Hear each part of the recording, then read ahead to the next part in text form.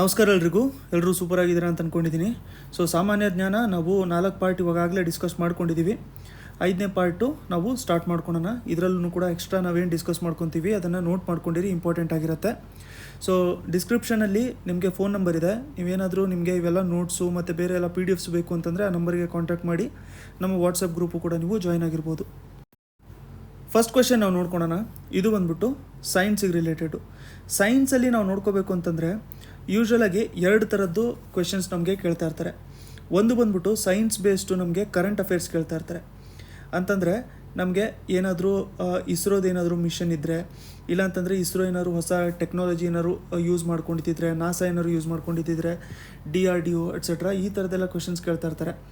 ಅದಾದಮೇಲೆ ಸೈನ್ಸಲ್ಲೂ ಕೂಡ ನಮಗೆ ಬೇರೆ ಬೇರೆ ಫೀಲ್ಡ್ ಇರುತ್ತಲ್ಲ. ಈಗ ಎಕ್ಸಾಂಪಲ್ ಬಯಾಲಜಿಯಲ್ಲಿ ಆಗಿರ್ಬೋದು, ಬೇರೆ ಫೀಲ್ಡ್ಸಲ್ಲೆಲ್ಲ ಏನೇನು ಕೆಲಸ ಮಾಡ್ತಾ ಇರ್ತಾರೆ, ಏನೇನು ಅಪ್ಲಿಕೇಶನ್ಸ್ ಇರುತ್ತೆ ಕರೆಂಟ್ ಅಫೇರ್ಸಲ್ಲಿ ಅದನ್ನು ನೋಡ್ತಾ ಇರ್ತಾರೆ. ಇನ್ನೊಂದು ಸೈನ್ಸ್ ಬೇಸ್ಡು ಅಪ್ಲಿಕೇಶನ್ ಕ್ವೆಶನ್ಸ್ನ ಕೇಳ್ತಾ ಇರ್ತಾರೆ. ಅಂತಂದರೆ ಬೇಕಿಂಗ್ ಸೋಡಾಗೆ ಏನಂತ ಕರಿತೀವಿ ಆ ಥರದ್ದೆಲ್ಲ. ಅದೇ ಥರದ್ದು ಒಂದು ಏನು ಅಂತಂದರೆ ಇಲ್ಲಿ ಕೊಟ್ಟಿರೋಂಥ ಗ್ಯಾಸಸ್ಗಳಲ್ಲಿ ನಮಗೆ ಯಾವುದು ವಾಟರ್ ಪ್ಯೂರಿಫಿಕೇಷನ್ಗೆ ಯೂಸ್ ಮಾಡ್ಕೊತೀವಿ ಅಂತ ಹೇಳ್ಬಿಟ್ಟು ಕೇಳ್ತಾ ಇದ್ದಾರೆ. ಇದಕ್ಕೆ ಆನ್ಸರ್ ಬಂದ್ಬಿಟ್ಟು ನಾವು ಯೂಶ್ವಲಿ ಕ್ಲೋರಿನ್ನ ಯೂಸ್ ಮಾಡ್ಕೊತಾ ಇರ್ತೀವಿ. ಕ್ಲೋರಿನ್ ರಿಲೇಟೆಡ್ಡು 1-2-3 ಪಾಯಿಂಟ್ ನಾವು ನೋಡ್ಕೊಂಡಿರೋಣ. ಕ್ಲೋರಿನ್ ಅಂತ ಹೇಳಿ ಬಂದ ತಕ್ಷಣ ಇದನ್ನು ಕಂಡುಹಿಡಿದಿದ್ದು ಯಾರು ಅಂತಂದರೆ, ಇದನ್ನು ಕಂಡುಹಿಡಿದಿದ್ದು ನಮಗೆ ಕಾರ್ಲ್ ವಿಲ್ಹೆಮ್ ಅಂತ. ಇವರು 1744 ಇದನ್ನು ಡಿಸ್ಕವರ್ ಮಾಡ್ಕೊಂಡಿದ್ದರು. ಈಗ ಕ್ಲೋರಿನ್ನ ನಾವು ಡ್ರಿಂಕಿಂಗ್ ವಾಟರ್ ಪ್ಯೂರಿಫಿಕೇಷನ್ಗೆ ಯೂಸ್ ಮಾಡ್ಕೊಳ್ಳೋದ್ರಿಂದ ಏನು ಯೂಸು ಅಂತ ಹೇಳ್ಬಿಟ್ಟು ನಾವು ನೋಡ್ಕೋಬೇಕು ಅಂತಂದರೆ, ಈಗ ಡ್ರಿಂಕಿಂಗ್ ವಾಟರ್ ಅಂತ ಹೇಳಿ ಬಂದ ತಕ್ಷಣ ಅದರ ಪ್ಯೂರಿಫಿಕೇಷನ್ ಅಂತ ಹೇಳ್ತಾ ಇರ್ತಾರೆ. ಅಂತಂದರೆ ಇಂಪ್ಯೂರ್ ವಾಟರ್ ಇರುತ್ತೆ.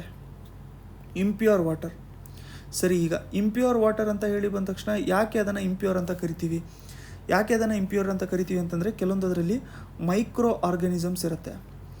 ಈ ಮೈಕ್ರೋ ಆರ್ಗನಿಸಮ್ಸ್ನ ನಾವು ಕನ್ಸ್ಯೂಮ್ ಮಾಡ್ಕೊಳ್ಳೋದ್ರಿಂದ ನಮಗೆ ಬಾಡಿಗೆ ಅದು ಕರೆಕ್ಟಾಗಿರಲ್ಲ. ಅದಕ್ಕೋಸ್ಕರ ಈ ಕ್ಲೋರಿನ್ ಯೂಸ್ ಮಾಡ್ಕೊಳ್ಳೋದ್ರಿಂದ ಏನಾಗುತ್ತೆ ಅಂತಂದರೆ, ಈ ಮೈಕ್ರೋ ಆರ್ಗನಿಸಮ್ಸ್ಗಳೆಲ್ಲ ಏನಿರುತ್ತಲ್ಲ, ಈ ಮೈಕ್ರೋ ಆರ್ಗನಿಸಮ್ಸ್ಗಳದ್ದು ಸೆಲ್ ಮೆಂಬ್ರೇನ್ ಇರುತ್ತಲ್ಲ, ಈ ಸೆಲ್ ಮೆಂಬ್ರೇನ್ನ ಇದು ಇನ್ಆ್ಯಕ್ಟಿವೇಟ್ ಮಾಡಿಬಿಡುತ್ತೆ. ಇದು ಕ್ಲೋರಿನ್ನು ಇನ್ಆ್ಯಕ್ಟಿವೇಟ್ ಮಾಡುತ್ತೆ. ಇನ್ಆ್ಯಕ್ಟಿವೇಟ್ ಮಾಡಿ ಅದನ್ನು ವೀಕ್ ಮಾಡಿ ಏನು ಮಾಡುತ್ತೆ ಅಂತಂದರೆ, ಆ ಸೆಲ್ ಒಳಗಡೆ ಕ್ಲೋರಿನ್ನು ಎಂಟರ್ ಆಗುತ್ತೆ. ಆ ಸೆಲ್ ಮೆಂಬ್ರೇನ್ನ ಇನ್ಆ್ಯಕ್ಟಿವೇಟ್ ಮಾಡಿ ಆ ಸೆಲ್ ಒಳಗಡೆ ಕ್ಲೋರಿನು ಎಂಟರ್ ಆಗುತ್ತೆ. ಅದಾದಮೇಲೆ ಆ ಮೈಕ್ರೋ ಆರ್ಗ್ಯಾನಿಸಮಿಂದು ರೆಸ್ಪಿರೇಷನಿಗೆ ಪ್ರಾಬ್ಲಮ್ ಮಾಡುತ್ತೆ. ಆ ಮೈಕ್ರೋ ಆರ್ಗ್ಯಾನಿಸಮಿಂದು ರೆಸ್ಪಿರೇಷನ್ ಮತ್ತು DNA ಆ್ಯಕ್ಟಿವಿಟಿ ಏನಿರುತ್ತಲ್ಲ ಅದನ್ನು ಅದು ಪ್ರಾಬ್ಲಮ್ ಮಾಡುತ್ತೆ. ಅದರಿಂದಾಗಿ ಅದು ಮೈಕ್ರೋ ಆರ್ಗ್ಯಾನಿಸಮು ಸರ್ವೈವ್ ಮಾಡೋಕ್ಕಾಗಲ್ಲ. ಅದಕ್ಕೋಸ್ಕರ ನೀವು ಸ್ವಿಮ್ಮಿಂಗ್ ಪೂಲಲ್ಲೆಲ್ಲ ಏನಾದ್ರು ನೋಡ್ಕೊಂಡಿದ್ರೆ ಅದರಲ್ಲಿ ಜಾಸ್ತಿ ಕ್ಲೋರಿನ್ನ ಯೂಸ್ ಮಾಡ್ಕೊಂಡಿರ್ತಾರೆ. ಅದನ್ನು ಕ್ಲೋರಿನೇಷನ್ ಅಂತಲೂ ಕೂಡ ನಾವು ಅದನ್ನು ಕರಿತೀವಿ. ವಾಟರ್ ಟ್ರೀಟ್ಮೆಂಟ್ ಪ್ರಾಸೆಸ್ಸಿಗೆ ಕ್ಲೋರಿನೇಷನ್ ಅಂತ ಹೇಳ್ಬಿಟ್ಟು ಕರಿತೀವಿ. ಈಗ ನೆಕ್ಸ್ಟು ಬೇರೆನೂ ಕೂಡ ಇದಾವಲ್ಲ ಇಲ್ಲಿ, ಅವುಗಳದ್ದು ಕೂಡ ಕೆಲವೊಂದು ಪಾಯಿಂಟ್ಸನ್ನು ನಾವು ನೋಡ್ಕೊಂಡಿರೋಣ. ಈಗ ಎಕ್ಸಾಂಪಲು ನಾವು ನೋಡ್ಕೋಬೇಕು ಅಂತಂದರೆ ಇಲ್ಲಿ ನಮಗೆ ಸಲ್ಫರ್ ಡೈಆಕ್ಸೈಡ್ ಇದೆ, ಕರೆಕ್ಟಾ? ಈಗ ಸಲ್ಫರ್ ಡೈಆಕ್ಸೈಡ್ನ ನಾವು ಫುಡ್ಡು ಮತ್ತು ಡ್ರಿಂಕ್ಸ್ ಇಂಡಸ್ಟ್ರೀಸಲ್ಲಿ ಯೂಸ್ ಮಾಡ್ಕೊತಾ ಇರ್ತೀವಿ. ಅದನ್ನು ಯೂಸ್ ಮಾಡ್ಕೊಂಡಿರ್ತೀವಿ. ಯಾಕಂತಂದರೆ ಅದನ್ನು ಒಂದು ಫುಡ್ನ ನಾವು ಪ್ರಿಸರ್ವ್ ಮಾಡ್ಕೋಬೇಕು, ಅದರ ಶೆಲ್ಫ್ ಲೈಫ್ ಜಾಸ್ತಿ ಮಾಡ್ಕೋಬೇಕು, ಆ್ಯಂಟಿ ಆಕ್ಸಿಡೆಂಟ್ ಇರಬೇಕು ಅಂತಂದರೆ ಅದನ್ನು ನಾವು ಯೂಸ್ ಮಾಡ್ಕೊತಾ ಇರ್ತೀವಿ. ಇದನ್ನು ಸಾಫ್ಟ್ ಡ್ರಿಂಕಲ್ಲೂ ಕೂಡ ನಾವು ಯೂಸ್ ಮಾಡ್ಕೊತೀವಿ ಸಲ್ಫರ್ ಡೈಆಕ್ಸೈಡ್ನ. ಅದಾದಮೇಲೆ ಬರುವಂಥದ್ದು ನಮಗೆ ಫ್ಲೂರಿನ್ನು. ಫ್ಲೂರಿನ್ನು ಇದೊಂಥರ ಹೆವಿ ರಿಯಾಕ್ಟ್ ಆಗುವಂಥ ಎಲಿಮೆಂಟ್ ಇದು. ಲೈಟೆಸ್ಟ್ ಇದು ಇರೋವಂಥದ್ದು ಹ್ಯಾಲೋಜನ್ ಎಲಿಮೆಂಟ್ಸ್ಗಳಲ್ಲಿ ಹೆವಿ ರಿಯಾಕ್ಟ್ ಆಗುವಂಥ ಎಲಿಮೆಂಟ್ ಇದು ಫ್ಲೂರಿನ್ನು. ಇದು ಫ್ಲೂರಿನ್ನು ಇರೋವಂಥದ್ದು ನಮಗೆ ಏನಾದ್ರು ನಾವು ಯೂಸ್ ಮಾಡ್ಕೊತಾ ಇದ್ದರೆ ಇದನ್ನು ನಾವು ಮೆಟಲರ್ಜಿಕಲ್ ಪ್ರೊಸೆಸಲ್ಲೂ ಕೂಡ ನಾವು ಇದನ್ನು ಯೂಸ್ ಮಾಡ್ಕೊತಾ ಇರ್ತೀವಿ. ಅದಾದಮೇಲೆ ನಮಗೆ ಕಾರ್ಬನ್ ಡೈಆಕ್ಸೈಡ್ ಬಗ್ಗೆ ಅಂತೂ ಗೊತ್ತಿರುತ್ತೆ. ಕಾರ್ಬನ್ ಡೈಆಕ್ಸೈಡಿನ ಫಾರ್ಮುಲಾ ಏನು ಅಂತಂದರೆ CO2 ಇರುತ್ತೆ ನಮಗೆ ಕಾರ್ಬನ್ ಡೈಆಕ್ಸೈಡು. ಇದನ್ನು ನಾವು ಬೇರೆ ಇಲ್ಲಿ ಕಾರ್ಬನ್ ಎಮಿಷನ್ಸು ಅಥವಾ ನಮಗೆ ಗ್ಲೋಬಲ್ ವಾರ್ಮಿಂಗ್ ಇದ್ರ ರಿಲೇಟೆಡ್ ನೋಡ್ಕೊತಾ ಇರ್ಬೇಕಾದ್ರೆ ನಾವು ಇದನ್ನು ತುಂಬ ನೋಡ್ಕೊತಾ ಇರ್ತೀವಿ. ಇದ್ರ ಬಗ್ಗೆ ತುಂಬ ನಾವು ನೋಡ್ಕೊತಾ ಇರ್ತೀವಿ. ಇದು ಒಂದು ಮೇಜರ್ ಕಾಂಪೊನೆಂಟು ಕಾರ್ಬನ್ ಸೈಕಲಲ್ಲಿ ಒಂದು ತುಂಬ ಇಂಪಾರ್ಟೆಂಟ್ ಇರುವಂಥ ಕಾಂಪೊನೆಂಟು. ಬೇರೆ ಪಾಯಿಂಟ್ಸ್ ಎಲ್ಲದು ಕೂಡ ಇಂಪಾರ್ಟೆಂಟು. ಅದರಲ್ಲಿ ಕ್ಲೋರಿನ್ ಬಗ್ಗೆ ಇರುವಂಥ ಅಪ್ಲಿಕೇಶನ್ ಪಾಯಿಂಟ್ಸು ನೋಡ್ಕೊಂಡಿರಿ, ಇಂಪಾರ್ಟೆಂಟ್ ಆಗಿರುತ್ತೆ. ನೆಕ್ಸ್ಟ್ ಕ್ವೆಶನ್ನು ನಮಗೆ ಜಾಗ್ರಫಿ ರಿಲೇಟೆಡ್ ಇದೆ. ಇಲ್ಲೇನು ಕೇಳ್ತಾ ಇದ್ದಾರೆ ಅಂತಂದರೆ, ಗ್ರೂಪ್ ಆಫ್ ಸ್ಟಾರ್ಸ್ ಒಂದು ಡೆಫಿನೆಟ್ ಪ್ಯಾಟರ್ನಲ್ಲಿ ಅರೇಂಜ್ ಆಗಿದ್ದರೆ, ಸ್ಟಾರ್ಸು ಒಂದು ಡೆಫಿನೆಟ್ ಪ್ಯಾಟರ್ನಲ್ಲಿ ಏನಾದರೂ ಅರೇಂಜ್ ಆಗಿದ್ದರೆ ಅದನ್ನು ನಾವೇನಂತ ಕರಿತೀವಿ? Milky way, constellation, Andromeda, solar system. ಅದನ್ನು ನಾವು ಕಾನ್ಸ್ಟಲೇಷನ್ ಅಂತ ಹೇಳ್ಬಿಟ್ಟು ಕರಿತೀವಿ. ಗ್ರೂಪ್ ಆಫ್ ಸ್ಟಾರ್ಸು ಅರೇಂಜ್ ಆಗಿದ್ದಿದ್ರೆ ಅದನ್ನು ಕಾನ್ಸ್ಟಲೇಷನ್ ಅಂತ ಹೇಳ್ಬಿಟ್ಟು ಕರಿತೀವಿ.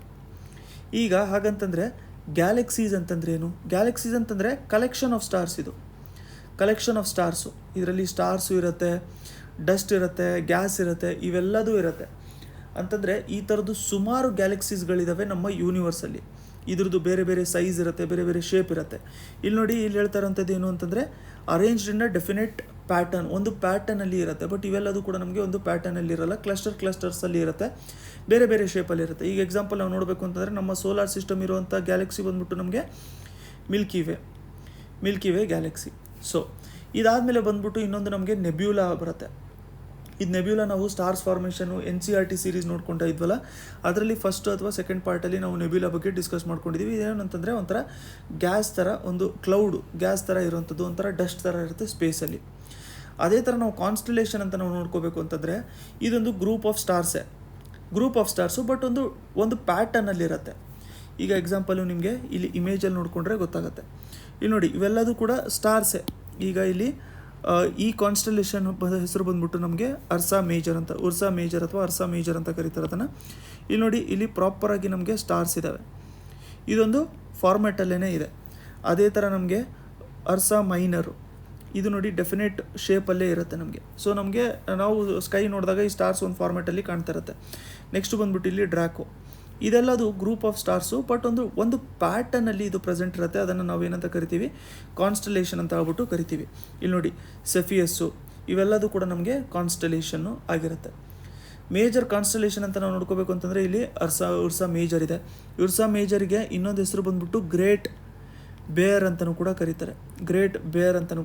ಒಂಥರ ಕರಡಿ ಶೇಪಲ್ಲಿರೋದ್ರಿಂದ. ಅದಾದಮೇಲೆ ಇನ್ನೊಂದು ಒರಾಯನ್ ಅಂತಲೂ ಕೂಡ, ಒರಾಯನ್ ಅಂತಲೂ ಕೂಡ ಒಂದು ಇದು ಕಾನ್ಸ್ಟಲೇಷನ್ ಇದೆ. ಹೆಂಗೆ ಇಲ್ಲಿ ಬೆಂಗಳೂರಲ್ಲಿ ಒರಾಯನ್ ಮಾಲ್ ಇದೆಯಲ್ಲ, ಇದು ಕಾನ್ಸ್ಟಲೇಷನ್ ಮೇಲೇ ಹೆಸರಿಟ್ಟಿರೋಂಥದ್ದು. ಒರಾಯನ್ ಅಂತಂದರೆ ಮೀನಿಂಗೇ ಅದರದ್ದು ಜಾಯಿಂಟ್ ಹಂಟರ್ ಅಂತ. ನೆಕ್ಸ್ಟು ಇನ್ನೊಂದು ನಮಗೆ ಹೈಡ್ರಾ ಅಂತ ಒಂದು ಇದೊಂದು ಕಾನ್ಸ್ಟಲೇಷನ್ ಇದೆ. ಇದು ಲಾರ್ಜೆಸ್ಟ್ ಇರೋಂಥ ಕಾನ್ಸ್ಟಲೇಷನ್. ಹೈಡ್ರಾ ಲಾರ್ಜೆಸ್ಟ್ ಇರೋಂಥ ಕಾನ್ಸ್ಟಲೇಷನ್. ಇನ್ನೊಂದು ನಮಗೆ ಬಂದ್ಬಿಟ್ಟು ಇಲ್ಲಿ ಸಿಗ್ನಸ್ ಅಂತ ಇದೆ. ಈ ಸಿಗ್ನಸ್ಸು ಸ್ವ್ಯಾನ್ ಅಂತ ಶೇಪಲ್ಲಿ ಇರುವಂಥದ್ದು. ಅದಾದಮೇಲೆ ಹರ್ಕ್ಯುಲಸ್ಸು, ಇವೆಲ್ಲದೂ ಕೂಡ ನಮಗೆ ಕಾನ್ಸ್ಟಲೇಷನ್ಸ್ ಇದೆ. ಸ್ಟಾರ್ ಬಗ್ಗೆ ನಾವು ಇವಾಗಲೇ ನೋಡ್ಕೊಂಡಿದ್ವಿ. ಸ್ಟಾರ್ ಅಂತಂದರೆ ಏನು ಅಂತ ಹೇಳ್ಬಿಟ್ಟು ಅದೊಂಥರ ಮುಂಚೆ ಇರುವಂಥ ಫಾರ್ಮೆಟು. ಇದನ್ನು NCERT ಸೀರೀಸಲ್ಲಿ ನಾವು ಇವಾಗಲೇ ಡಿಸ್ಕಸ್ ಮಾಡ್ಕೊಂಡಿದ್ವಿ. ಸೊ ಸ್ಟಾರ್ಸ್ ಅಂತಂದರೆ ಇನ್ನೊಂದು ಬಂದ್ಬಿಟ್ಟು ತುಂಬ ಇಂಪಾರ್ಟೆಂಟ್ ಆಗಿರುವಂಥದ್ದು ನಮಗೆ ಬ್ಲ್ಯಾಕ್ ಹೋಲ್ ಅಂತ. ಇದನ್ನು ಕೂಡ ನೀವು ತುಂಬ ಜಾಸ್ತಿ ನ್ಯೂಸಲ್ಲಿ ನೋಡ್ಕೊಂಡಿರ್ತೀರ, ಬ್ಲ್ಯಾಕ್ ಹೋಲ್ ಅಂತ.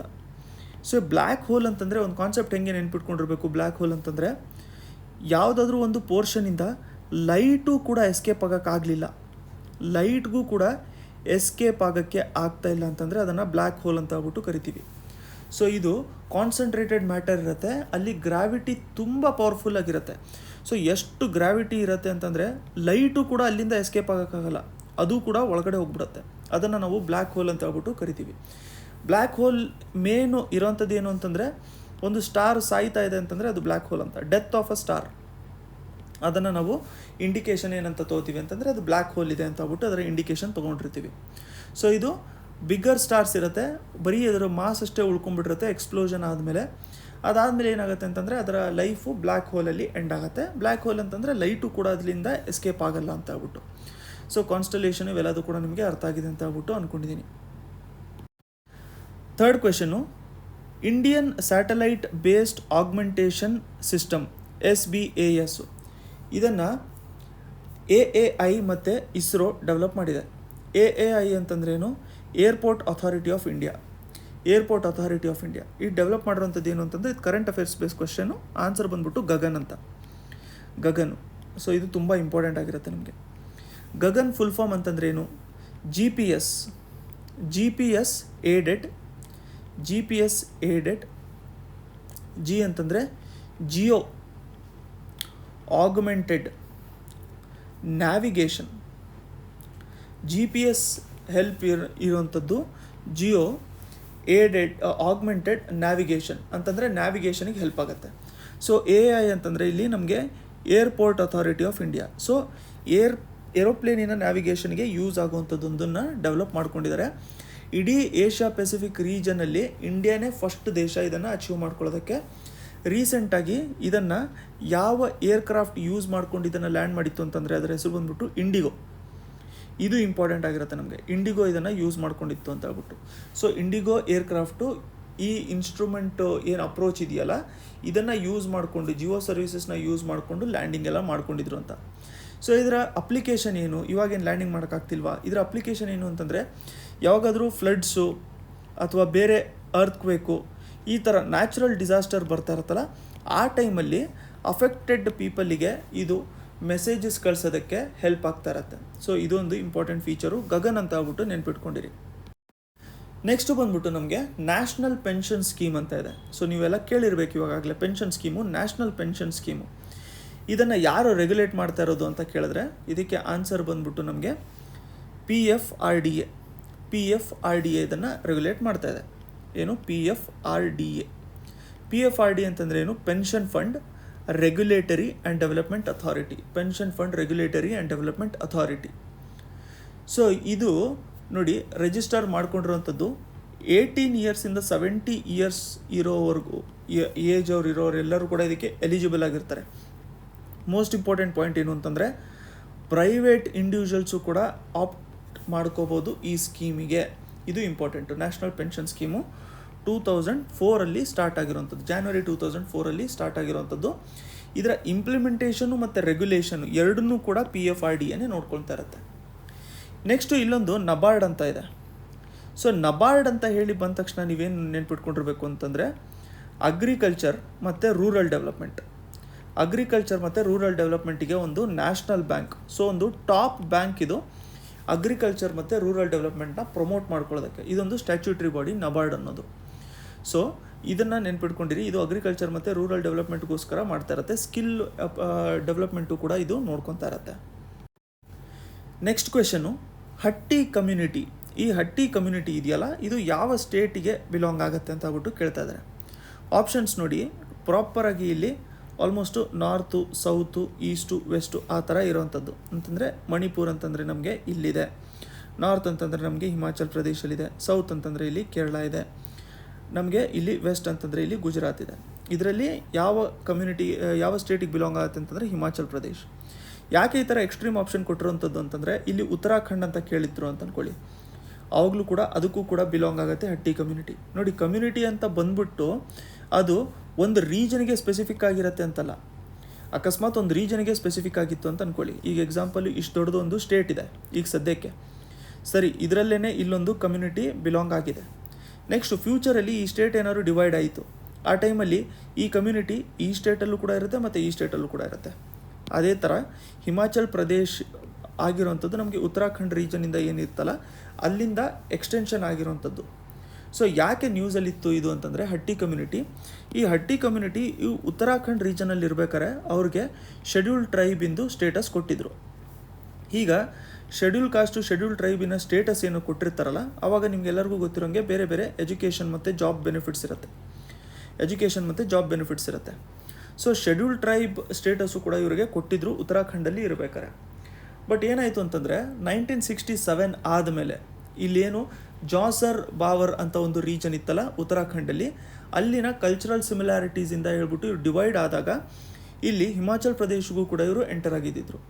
ಸೊ ಅವಾಗಿಂದ ಏನಾಗಿದೆ ಅಂತಂದರೆ ಇಲ್ಲಿ ಹಟ್ಟಿ ಕಮ್ಯುನಿಟಿ ಅಕಾರ್ಡ್ ಮಾಡಿಲ್ಲ, ಹಟ್ಟಿ ಕಮ್ಯುನಿಟಿಗೆ ಶೆಡ್ಯೂಲ್ ಟ್ರೈಬು ಸ್ಟೇಟಸ್ ಕೊಟ್ಟಿಲ್ಲ. ಸೊ ಅದಕ್ಕೋಸ್ಕರ ರೀಸೆಂಟಾಗಿ ಕೊಟ್ಟಿದ್ರು ಅದನ್ನು ಹಿಮಾಚಲ್ ಪ್ರದೇಶಲ್ಲಿ, ಅದಕ್ಕೋಸ್ಕರ ಇದು ನ್ಯೂಸಲ್ಲಿ ಇತ್ತು. ಸೊ ಟ್ರೈಬ್ಸ್ ಅಂತ ಹೇಳಿ ಬಂದ ತಕ್ಷಣ ನಮಗೆಲ್ಲರಿಗೂ ಗೊತ್ತಿರೋಂಗೆ ಒಂಥರ ಹೈ ಈಲ್ಡ್ ಕ್ವೆಶನ್ ಇದು. ಟ್ರೈಬ್ಸು ಅಟ್ಲೀಸ್ಟ್ ಒಂದು ಕ್ವೆಶನ್ ಅಂತೂ ಕೇಳಿರ್ತಾರೆ.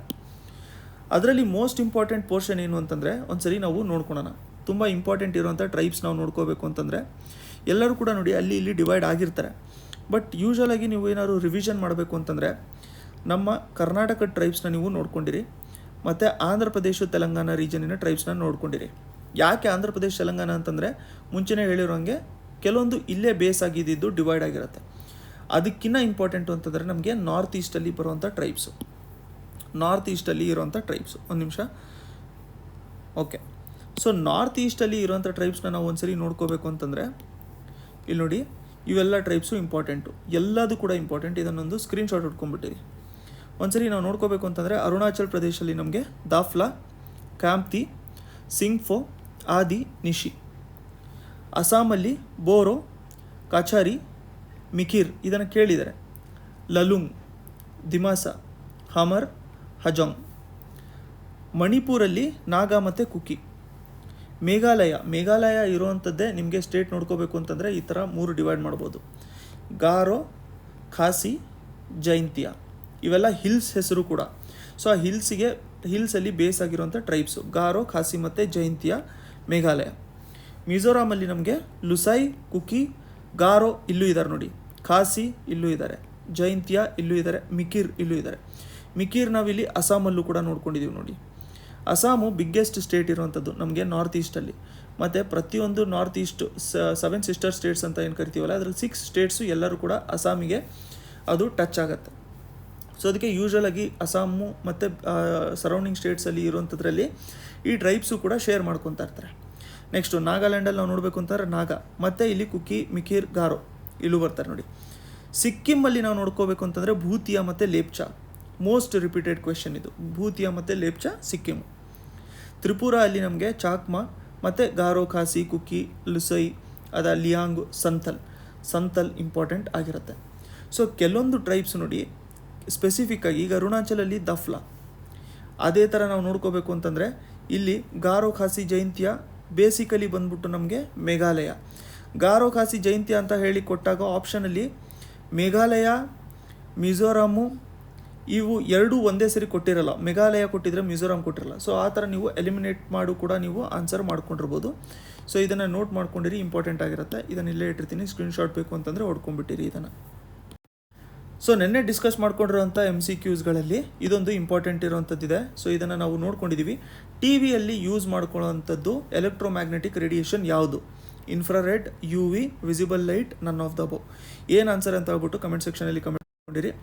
ಡಿಸ್ಕ್ರಿಪ್ಷನಲ್ಲಿ ಫೋನ್ ನಂಬರ್ ಇದೆ, ನೀವು ನಮ್ಮ ವಾಟ್ಸಪ್ ಗ್ರೂಪ್ ಜಾಯ್ನ್ ಆಗಬೇಕು ಅಂತಂದರೆ ಅಲ್ಲೂ ಕೂಡ ನೀವು ಜಾಯ್ನ್ ಆಗಿರ್ಬೋದು, ಆ ನಂಬರಿಗೆ ವಾಟ್ಸಪ್ ಮಾಡಿಕೊಂಡು. ನೆಕ್ಸ್ಟ್ ವೀಡಿಯೋಲಿ ಮತ್ತೆ ಸಿಗೋಣ.